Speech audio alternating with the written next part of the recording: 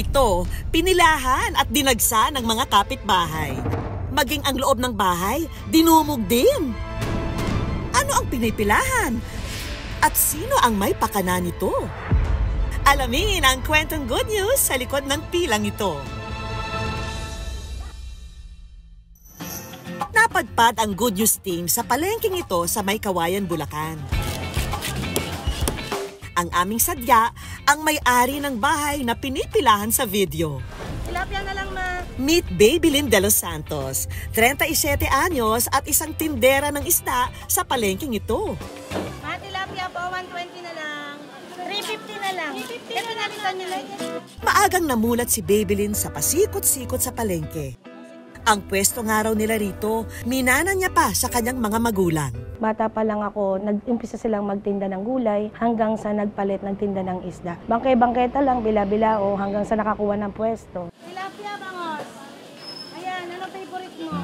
Palengke queen na nga raw noon si Babylin dahil habang kumukuha ng kursong nursing, galugad din daw niya ang pagbebenta sa palengke.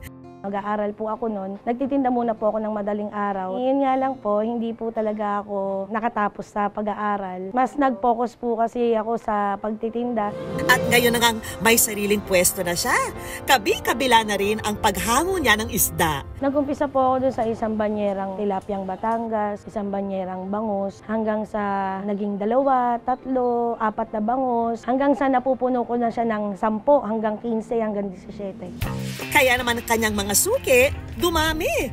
At ang kanyang kita, dumoble. Bangus na lang po. Tilapia. Hindi man daw siya naging nurse, masaya pa rin siya sa naging takbo ng kanyang buhay.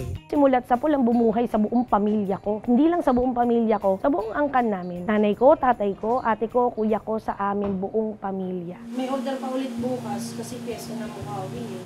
Hanggang sa nakapag-asawa si Babylin, nakatuwang niya ngayon sa kanilang negosyo. Yung sistema kasi namin ng asawa ko talaga. Pagdating sa tindahan, ako talaga yung nakapronta. Pero pag uwi ko, sa kanya na yung rekta ng pera. Pero ang tanong, Babylin, kung sa palengke dinudubog ang banye-banyera mong isda, bakit pati ang bahay mo dinagsa?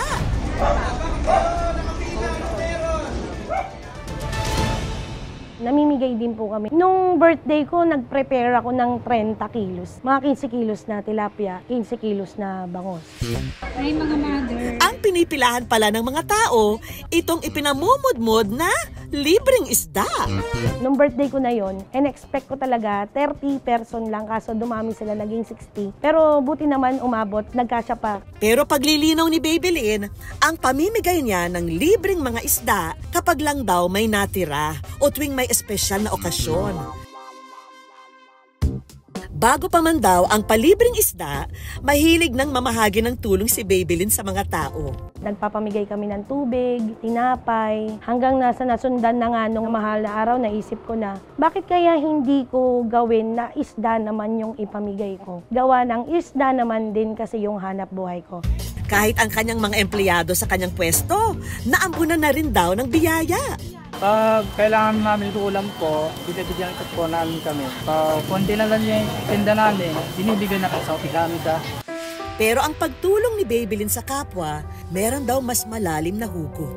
Minsan na rin daw kasi siyang nakatanggap ng tulong mula sa iba nang ang kanyang bunsong anak isinilang na premature. Na-admit po ako sa ospital noon, gawa ng ako po hina-high blood. Nailuwal naman ng ligtas ang kanyang bunsong anak. Pero nanatili pa sa ospital ang bata para madagdagan ang timbang nito. Nangihingi nga ng gata sa akin. Talagang pinilit ko na maglabas. Ay kaso kailangan na niya. Nag-post ngayon ako, may tumulong sa akin na dinala talaga sa ospital. Doon talaga nagpapasalamat ako kasi natulungan niya ako doon. At dahil sa minsang natanggap na tulong, si Babylin ang naging mantra, pay it forward. Imbis na yaluhin po namin yung kalakal namin na konti na lang, ipinamamahagi ko na po sa mga tauhan ko. At ngayong araw, nung nakaraan kasing pamigay ko, marami akong hindi nabigyan na dapat mabigyan. So ngayon, pupuntahan ko sila para bigyan natin. Nay, ulam po. Thank you po. May pampaksiw ka na, may pansigang, may pantocho, may pamprito. Maraming salamat po at kahit pa paano, nabigyan kami ng grasya. Atay, libreng ulam. Kahit itong si Kuya na naglalako ng kanyang paninda, hindi pinalampas ni Babylin. Madam, maraming salamat dito. Malaking tulong na po sa bahay to. Sa ulam niyo mamayang gabi. Salamat po. Ay, Thank you Thank you po. Thank you po. Salamat. sabi ko sa sarili ko, hindi man ako makatulong sa malaking paraan o sa ibang paraan, dito sa pamimigay ko, sa maliit na paraan, maipamahagi ko kung ano naman yung magandang biyayang nangyayari sa buhay. Ika nga, there's plenty of fish in the sea. Kaya si Babylin, kapag may sobra, sige sa pamimigay ng isda.